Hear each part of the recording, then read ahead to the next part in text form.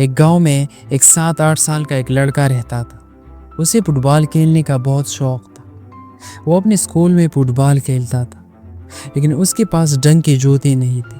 وہ ہمیشہ دوسروں کے چمچماتے جوتے دیکھ کر حسد محسوس کرتا، اور جب بھی میچ ہارتا تو کہتا، میرے ہار کی وجہ میرے جوتے ہیں۔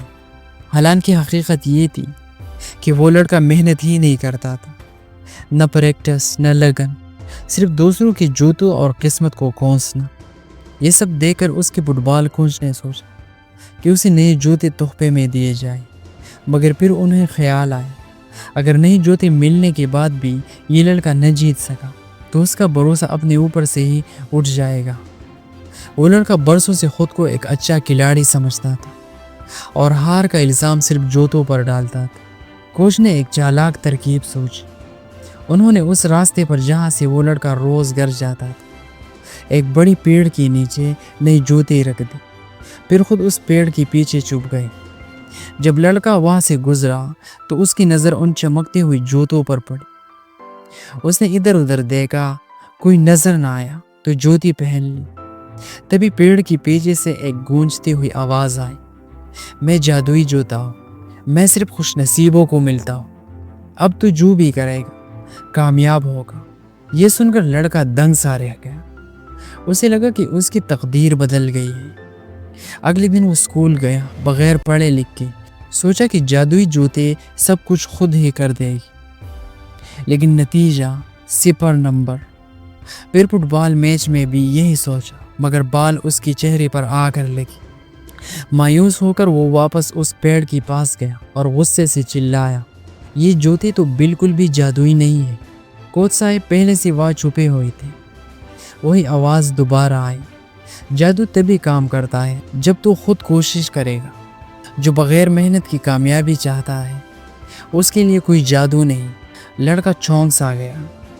اس دن کے بعد اس نے ایک عہد کیا، روز پڑھائی کرنے لگا، فٹ بال کی پریکٹس کرنے لگا، اپنی غلطیوں سے سیکھنے لگا۔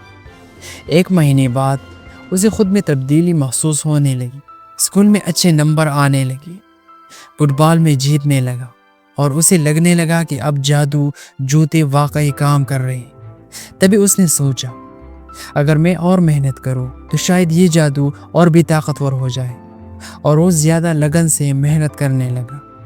اور حقیقت میں وہ بغیر کسی جادو کی صرف اپنی کوششوں سے ایک بہترین کھلاڑی اور ذہین طالب علم بن چکا تھا۔ دوستو، اس کہانی سے ہمیں یہ سبق ملتا ہے کہ جادو ہم سب کے اندر ہوتا ہے، بس اسے جگانے کے لیے پریکٹس کی ضرورت ہوتی۔ جب آپ سچ میں محنت کرتے ہو تو نتائج ایسے سامنے آتے ہیں جیسے کسی جادو سے کم نہیں۔ اور جیسے کہا گیا ہے، پریکٹس انسان کو کامل بناتے ہیں۔